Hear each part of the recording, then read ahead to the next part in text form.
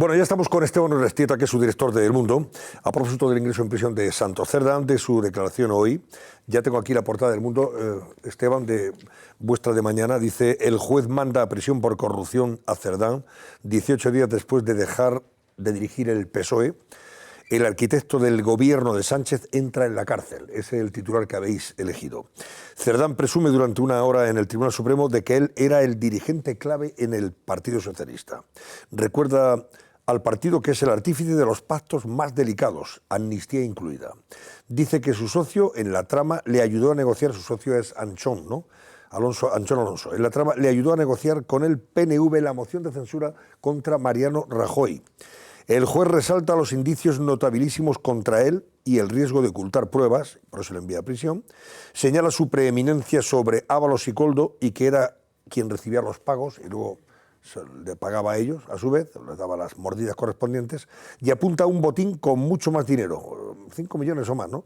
Y a más personas físicas o jurídicas que se habrían beneficiado de esta trama. Bueno, ¿qué te ha parecido esta estrategia de Santos Cerdán ante el juez, respondiendo solo a las preguntas de su abogado y, bueno, pues valorándose como una persona clave en la política española y en los gobiernos de Sánchez? ¿Qué ha querido, en fin, evidenciar con eso?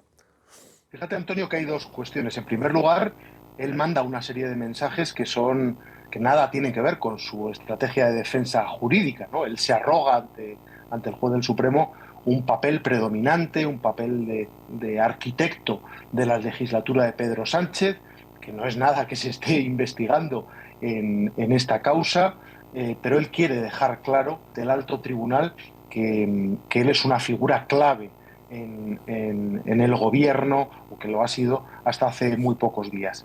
Y aprovecha para mandar una serie de mensajes, pone en la picota a Pepe Blanco, apunta que uno de los próximos objetivos podría ser Bolaños, llega a vincular a su socio Anchón Alonso la moción de censura que propició la llegada de Pedro Sánchez al poder, es decir, una serie de cuestiones que nada tienen que ver con el caso, pero que él quiere dejar claro por si le sirven de parapeto ante un posible petición de ingreso en prisión.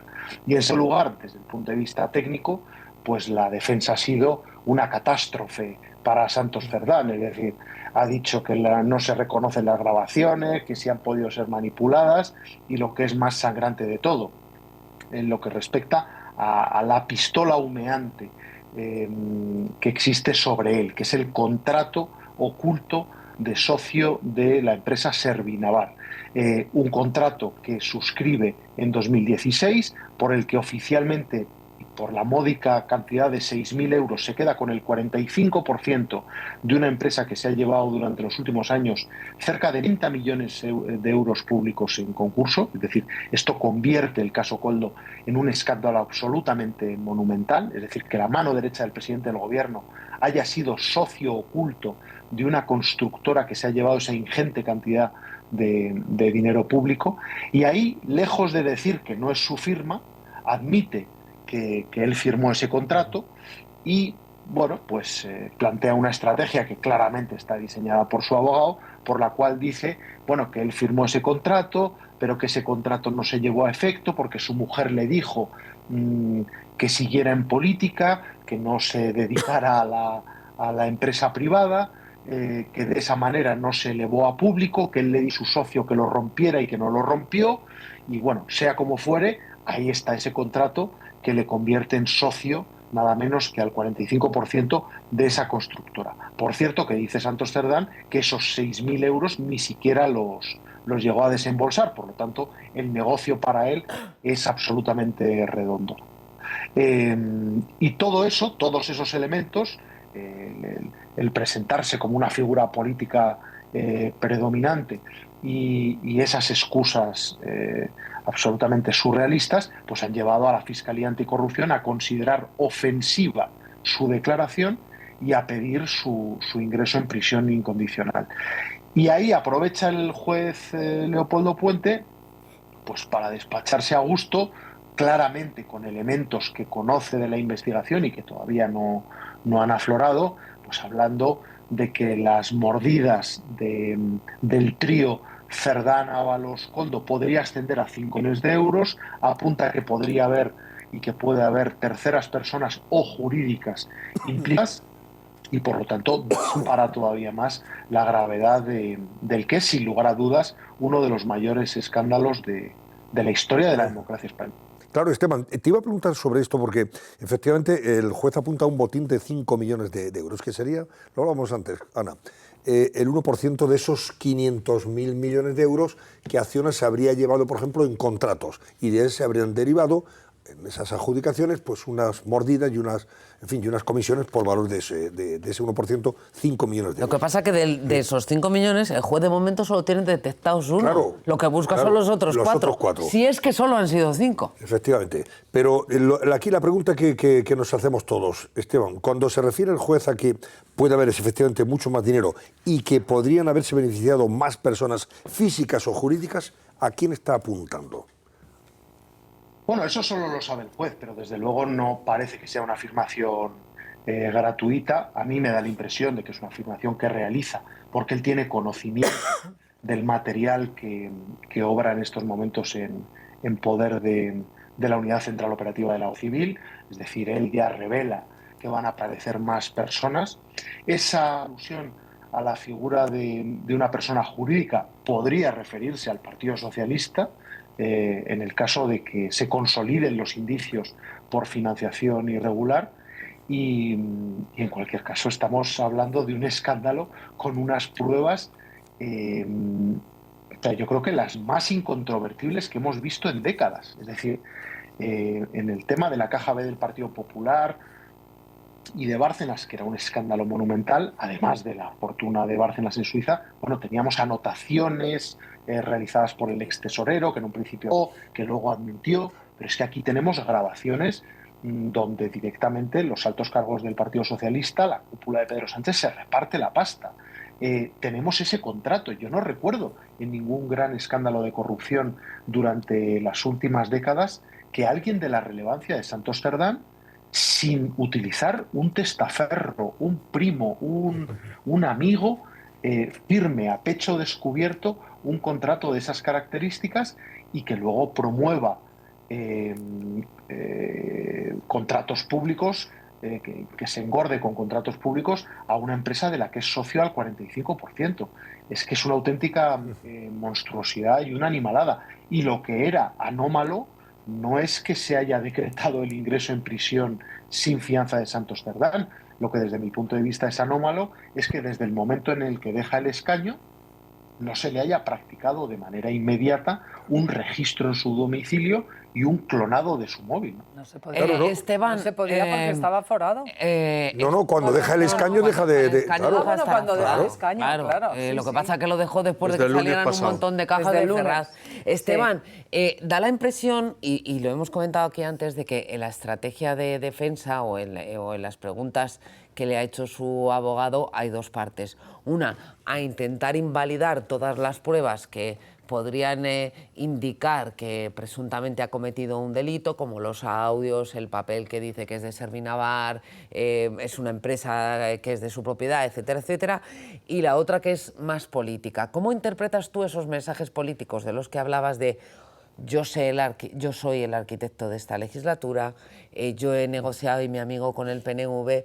¿Es un mensaje que manda a Moncloa, es un mensaje que manda a la dirección del Partido Socialista de cuidado que yo lo sé todo? Bueno, yo creo que él está ya en la fase de que se siente abandonado por el Partido Socialista, ¿no? Y él deja constar de lo importante que ha sido. Y es verdad que él ha sido el interlocutor con los independentistas en la elaboración de la ley de amnistía, de los pactos con los secesionistas. Él se arroga además una importancia decisiva a través de su socio Anchón en la moción de censura. Es decir, él viene a decir, Pedro Sánchez es presidente del gobierno, es a mí. Y lo hace. Sí, pero no lo hace para que le dé las gracias. Entiendo que lo hace para decirle puedo contar de ti muchas cosas, ¿o no? Bueno, sí, yo no tengo ninguna Es un duda. mensaje que puede estar Eso no bien. forma parte de una estrategia jurídica. Es que no se está investigando la moción de censura de Pedro Sánchez, no se está investigando la confección de la ley de amnistía y, sin embargo, él quiere dejar constancia de lo relevante que ha sido, y es verdad, durante los últimos años y durante los últimos meses en el gobierno de España. Y luego está, pues como comentábamos, la defensa técnica jurídica, que es un despropósito que comienza cuando hace unos días presenta un escrito diciendo que quiere que se televise su declaración, cuando es algo que la ley no permite, porque la fase de instrucción es secreta, ¿no? Entonces, yo creo que además de los esperpentos que estamos viendo, estamos comprobando cómo los principales responsables están en general muy mal defendidos jurídicamente. Sí. Sí, sí. Por eso cabe preguntarse que si va a cambiar desde el punto de vista de la estrategia que está siguiendo ahora. Solo colaborando con la justicia puede abandonar la cárcel. Ya le pasó, por ejemplo, a Aldama. No sé si esto supone que efectivamente una vez que se ablande durante unos días ahí, llame a la Fiscalía y dice, oiga, voy a colaborar a ver si me pueden ustedes, en fin, aliviar la situación y poder abandonar la cárcel. Pero con este abogado que tiene, que solamente me da la impresión de que ha situado toda la estrategia de su cliente en la vertiente política, buscando lo del lawfare, es decir, aquí se actúa siempre por motivos políticos y que esta es una persona inocente a la que por haber sido el arquitecto de la investidura de Sánchez y de la moción de censura, ahora le hacen pagar los platos rotos. Bueno, es que es curioso que Santos Cerdán parece que el contacto tan continuado con los líderes independentistas pues parece que le han contagiado también sus ideas y sus estrategias, porque la estrategia que está siguiendo Santos Cerdán es la que seguiría Puigdemont en su lugar, o alguien de esas características, es decir, una estrategia antisistema, de que no reconozco a la justicia española, de que, en fin, a pesar de que es evidente, este documento no es mío, en estos audios no es mi voz.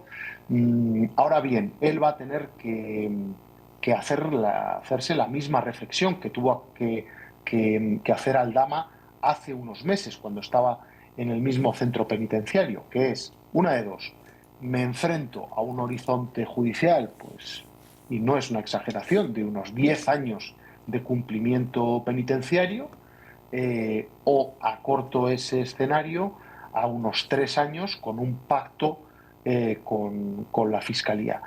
Ese planteamiento, que probablemente es pronto para que se lo haga Cerdán, pero vamos, no tardará mucho en meditarlo, ya se lo están haciendo a día de hoy de manera muy seria Ábalos y Koldo García. Es decir, Ábalos ha consultado a varios abogados durante las últimas semanas y todos coinciden en que lo mejor que puede hacer con los indicios y las pruebas que hay contra él es alcanzar un pacto de conformidad.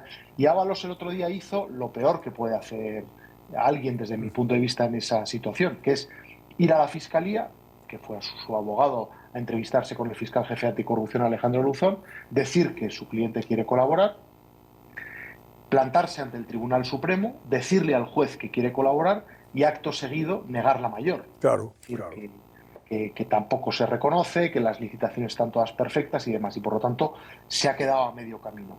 Y queda el papel de Koldo García, que es un auténtico enigma, un Koldo García que dice que graba desde el año 2002, que tiene digitalizados archivos desde el año 2012, que ha pedido ayuda durante el último año al Partido Socialista, que ha reclamado que le nombraran un interlocutor porque quería un trabajo con el que sustentara a su familia y que ha tenido que recoger aceitunas para poder subsistir durante los últimos meses, y que el Partido Socialista le mandó ante esa petición a la famosa fontanera, a Leire Díez, que lejos de ofrecerle una solución le empezó a sonsacar información y Koldo García la acabó mandando a paseo. Y Koldo García en este momento pues también está sopesando seriamente el alcanzar una vía de colaboración para... Porque el otro día él no colaboró tampoco, él no anunció nada en ese sentido, todo lo contrario. Cuando fue a declarar, oye, pasó inadvertido.